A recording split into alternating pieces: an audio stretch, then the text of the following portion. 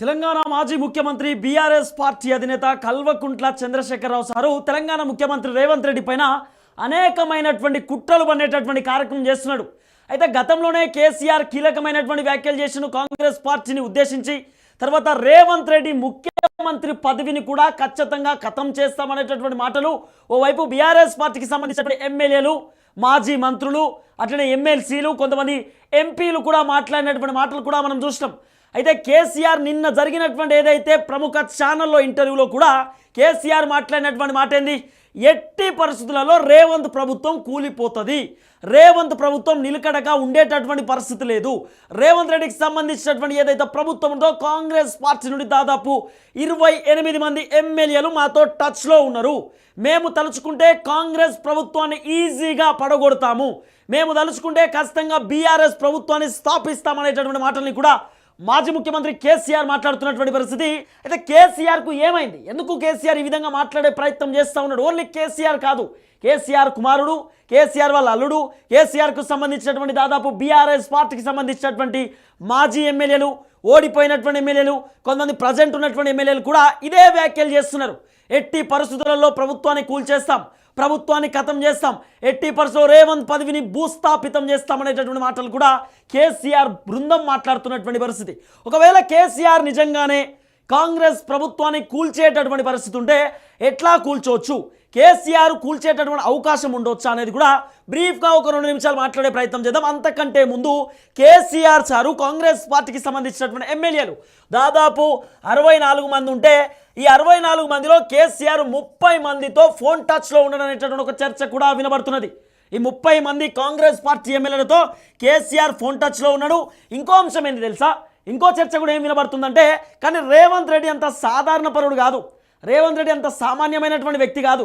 ఎందుకంటే చిన్న కార్యకర్త లెవెల్ నుండి రేవంత్ రెడ్డి పైకి వచ్చినటువంటి వ్యక్తి, చిన్న కార్యకర్త లెవెల్ నుండి రేవంత్ రెడ్డి ముఖ్యమంత్రి ఉన్నటువంటి వ్యక్తి. రేవంత్ రెడ్డికి కేసీఆర్ లాగా డ్రామాలు ప్లే చేయలే, రేవంత్ రెడ్డి కేసీఆర్ లాగా అనేకమైనటువంటి వ్యూహాలు రచించలే.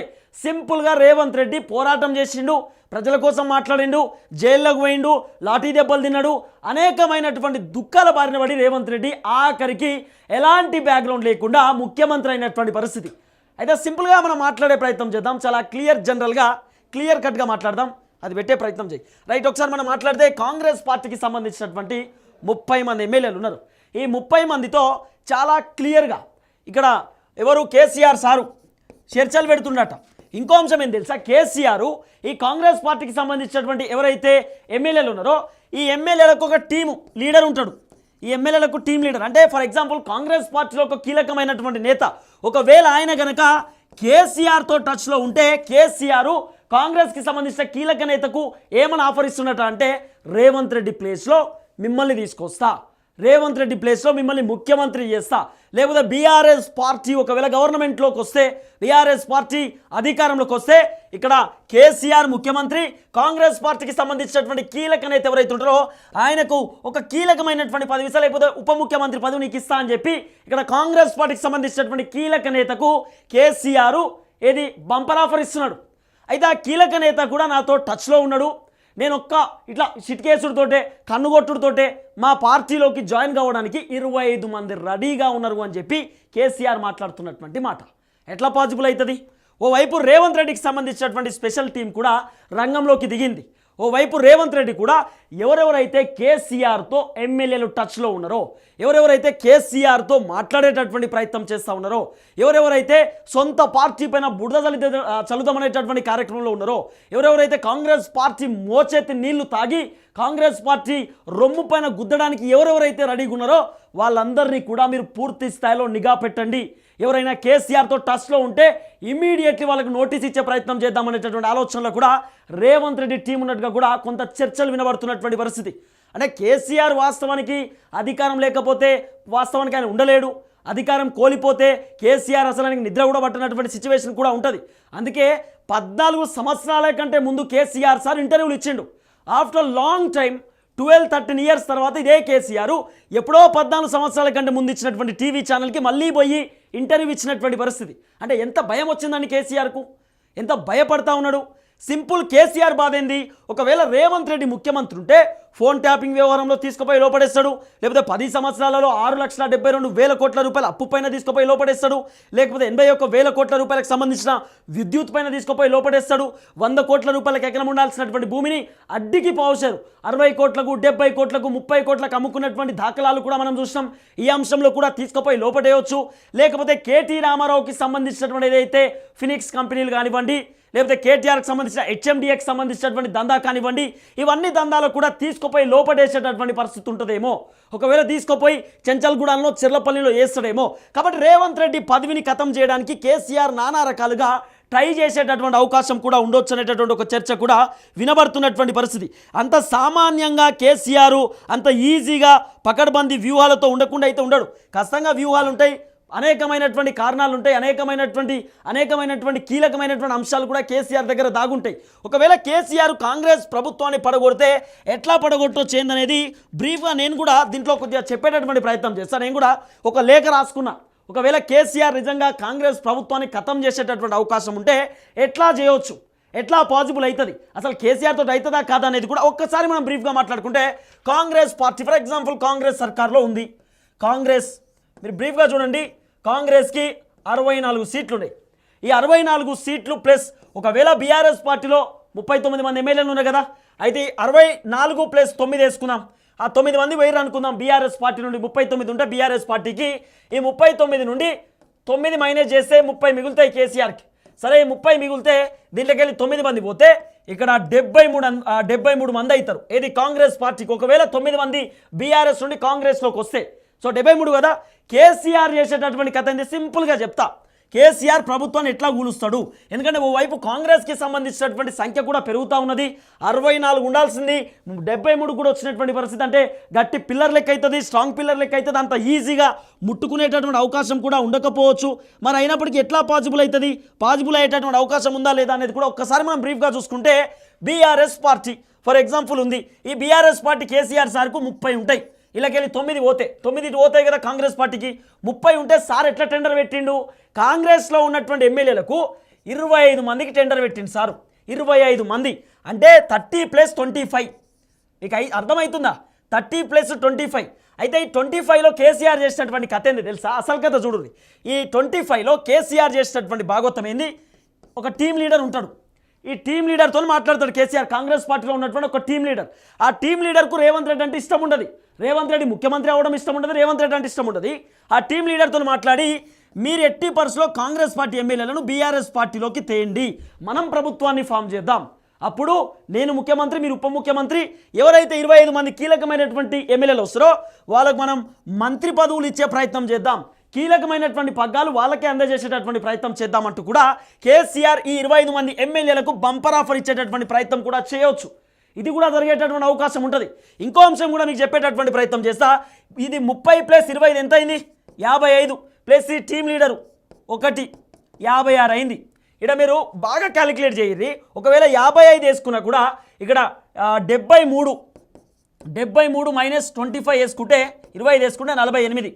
అంతేగా, 48 అంటే 56 మందితోటి కేసీఆర్ గవర్నమెంట్ ఫామ్ చేస్తున్నాడు. 48 మాత్రమే ఇక్కడ రేవంత్ రెడ్డికి మిగిలేటటువంటి అవకాశం ఉంటుంది. అప్పుడు ఏమైతుంది, కేసీఆర్ ముఖ్యమంత్రి కదా. సింపుల్గా, ఎంత సింపుల్ ఉన్నది చూడండి లాజిక్. కేసీఆర్ ఎట్లా ఈ లాజిక్ని ఎట్లా మిస్ అయిందని బాగా దేవులాడినాం, కానీ కేసీఆర్ లాజిక్ మిస్ కాలే. కేసీఆర్ పకడ్బందీ వ్యూహాలతోటి, పకడ్బందీ లాజిక్ తోటి ఉన్నాడు. సింపుల్గా 25 మందిని గుంజుకోవాలా, 25 మందిని తీసుకొని మనం అధికారంలోకి రావాలనే ఆలోచన. ఒకవేళ కేసీఆర్ 56 మందితోటి గవర్నమెంట్ ఫామ్ చేస్తే, ఒకవేళ భారతీయ జనతా పార్టీలో ఉన్నటువంటి 8 మందిని కూడా తీసుకునేటటువంటి అవకాశం ఉంటే కేసీఆర్కు 64 మంది అవుతారు. ఇట్లా కూడా వాళ్ళ సంఖ్యను ఇక్కడ గ్రాప్ చేసుకుంటాడు సారు. ఎంత ఈజీగా ఉంది చూడండి. అంటే కేసీఆర్ తోటి ఎన్ని వ్యూహాలు అవుతాయి, కేసీఆర్తో ఎన్ని డ్రామాలు అవుతాయో మీరు ఆలోచన చేయాలి. అంటే గిన్ని వ్యూహాలతోటి, పకడ్బందీ ప్లాన్ తోటి కేసీఆర్ ఉంటాడు. 64 సీట్లకు 64 సీట్లు మళ్ళీ కేసీఆర్ తలుచుకుంటే అవుతాయి. కానీ రేవంత్ రెడ్డి 1% కూడా ఛాన్స్ ఇచ్చేటటువంటి పరిస్థితి లేదు. కేసీఆర్ 10 సంవత్సరాలలో చేసినటువంటి విధ్వంసం, కేసీఆర్ 10 సంవత్సరాలలో చేసినటువంటి దందా పైన రేవంత్ రెడ్డి పూర్తి స్థాయిలో నిఘా పెట్టినటువంటి పరిస్థితి. కేసీఆర్ ఏం చేస్తూ ఉన్నాడు, కేసీఆర్ ఎలాంటి వ్యూహాలు రచిస్తూ ఉన్నాడు, కేసీఆర్ చేస్తున్నటువంటి దందా ఏంది, కేసీఆర్ కాంగ్రెస్ పార్టీ ఎమ్మెల్యేలతో ఎవరెవరితో టచ్లో ఉన్నాడు, కాంగ్రెస్ పార్టీ నేతలతో కేసీఆర్ ఎవరెవరితో మాట్లాడుతూ ఉన్నాడు అనే పూర్తి అంశాలపైన ఓవైపు రేవంత్ రెడ్డి కూడా ఆరా తీసేటటువంటి ప్రయత్నం చేస్తున్నాడు.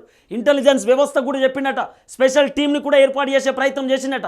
ఎవరెవరు టచ్లో ఉన్నారు, ఎవరెవరు మాట్లాడుతున్నారు, ఎవరెవరితో ఎవరు సంప్రదింపులు జరుపుతూ ఉన్నాడు, కేసీఆర్ రహస్య ఫోన్ కాల్స్ ఎవరెవరు చేస్తూ ఉన్నారు, ఈ 25 మంది కాంగ్రెస్ పార్టీ నుండి ఎవరు పోవడానికి రెడీగా ఉన్నారు అనేటటువంటి అంశం పైన కూడా ఇక్కడ రేవంత్ రెడ్డి పూర్తి స్థాయిలో ఆరాధిస్తున్నటువంటి పరిస్థితి. అంతేందుకు మీరు చాలా సింపుల్గా చూడండి, కాంగ్రెస్ పార్టీకి సంబంధించిన ఎమ్మెల్యేలు దాదాపు 63 మంది గెలిచినప్పుడు ఈ 63 మందిలో మీరు చూడండి, ఈ 63 మంది గెలిచినప్పుడు చాలా సింపుల్గా వీళ్ళు చేసినటువంటి కథ.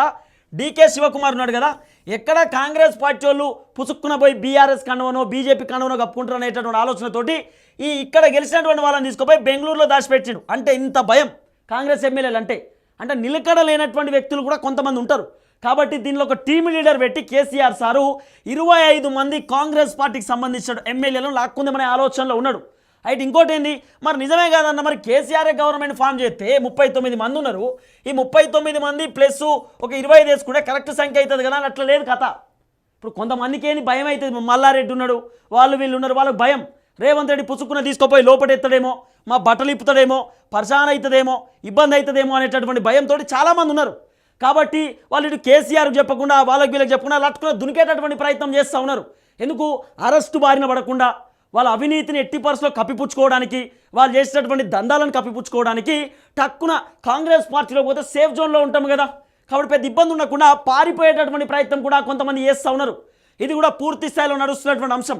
అయితే గతంలోనే రేవంత్ రెడ్డి చెప్పిండు, నేను కరెంటు వైర్ లెక్క, కేసీఆర్ ఎన్ని కుట్రలు చేసినా ఎన్ని ప్రయత్నాలు చేసినా కూడా అంత ఈజీగా నేను అమ్ముడు పోయేటటువంటి వ్యక్తిని కాదు, అంత ఈజీగా మా కాంగ్రెస్ పార్టీ ఎమ్మెల్యేలను మీ దాంట్లోకి తీసుకుంటామనుకుంటే మీరు చేసేటటువంటి అత్యంత పెద్ద పొరపాటు అవుతుంది అనేటటువంటి మాటలు కూడా రేవంత్ రెడ్డి మాట్లాడిండు.